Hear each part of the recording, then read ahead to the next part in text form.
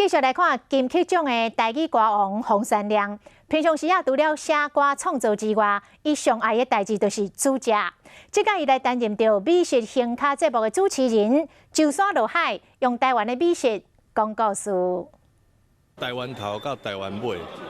拢有无共款好食的物件，所以讲，就山落海哦，我们出海去掠鱼啊，去甲美浓，去采萝卜，然后去新竹去看乌鱼。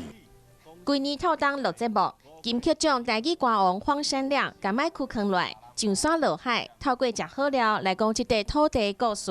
最难忘就是出海去捕鱼啊，然后那天其实就是半夜出海，然后下大雨，然后我们船一出去哦，导演啊、制作人就晕船了。想起出外景的时阵，黄山亮讲出海一摆尔，离船顶就叫大风吹到东倒西歪。但是渔民逐工拢爱伫海上拄风进水，嘛因为有过这段经历，即卖伊对食入巴肚内底每一喙都非常珍惜。我就会更感恩，我就会觉得说哇，那个这是真的很不容易的事情。农渔民大粒瓜、细粒瓜，辛苦做事掠鱼，离物产澎湃的台湾，因的歌主就亲像是珍珠共款。精心参与主持台湾好滋味，即摆黄山亮要带咱做伙深入宝岛，感受正港的台湾滋味。